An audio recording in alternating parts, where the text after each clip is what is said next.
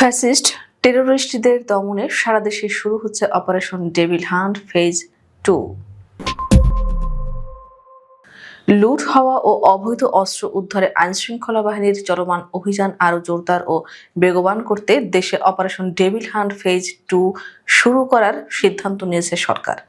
শনিবার দুপুরে সচিবালয়ে আইনশৃঙ্খলা বাহিনীর কোর কমিটির মিটিং শেষে এ তথ্য জানান স্বরাষ্ট্র উপদেষ্টা লেফটেন্যান্ট জেনারেল অবসরপ্রাপ্ত মোহাম্মদ জাহাঙ্গীর আলম চৌধুরী। তিনি জানান, আজকের সভায় রুটিন আলোচনার পাশাপাশি আগামী নির্বাচনের সার্বিক নিরাপত্তা প্রস্তুতি, ইনকিলাব মঞ্চের মুখপাত্র ও ঢাকা ৮ আসনের স্বতন্ত্র সংসদ সদস্য প্রার্থী শরীফ ওসমান হাদী সহ জুলাইয়ের সম্মুখ সারির যোদ্ধাদের জন্য বিশেষ নিরাপত্তা ব্যবস্থা গ্রহণ এবং লুট হওয়া অবৈধ অস্ত্র উদ্ধারের বিষয়টি বিশেষভাবে আলোচনা হয়েছে।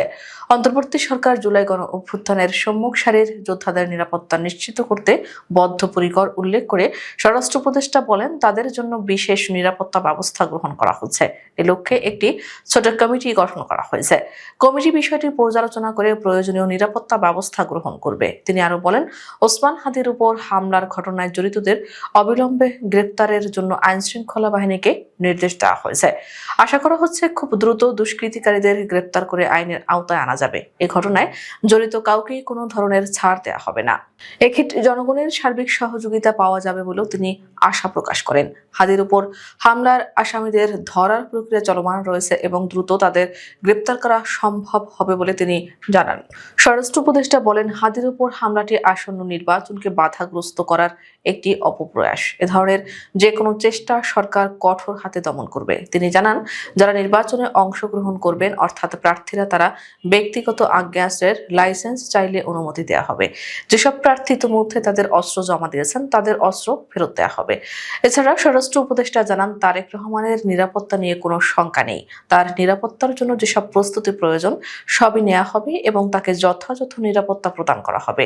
উল্লেখ্য, গাজীপুরে ৭ ফেব্রুয়ারি শুক্রবার রাতে ছাত্রদের উপর হামলার পরিপ্রেক্ষিতে শনিবার ৮ ফেব্রুয়ারি থেকে সারা দেশে বিশেষ অভিযান পরিচালনা করবে যৌথ বাহিনী।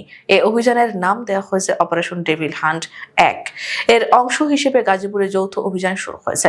বৈষম্য বিরোধী ছাত্র আন্দোলনের নেতাকর্মীদের উপর আওয়ামী লীগ নেতাকর্মীদের হামলার ঘটনার পর অপারেশন ডেভিল হান্ট নামে একটি বিশেষ অভিযান শুরু করেছে যৌথ বাহিনী। গতকাল শনিবার রাত ১০টার দিকে জেলা প্রশাসকের কার্যালয়ের সামনে চেকপোস্ট বসিয়েছে সেনাবাহিনী।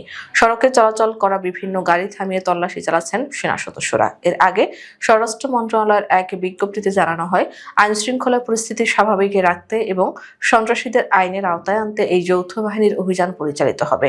শনিবার থেকে গাজীপুর সহ সারা দেশে এই অভিযান শুরু হয়েছে। শুক্রবার রাতে গাজীপুরের সাবেক মুক্তিযুদ্ধ বিষয়ক মন্ত্রী মোজাম্মেল হকের বাড়িতে হামলার ঘটনা ঘটে। এ সময় বেশ কয়েকজন আহত হন।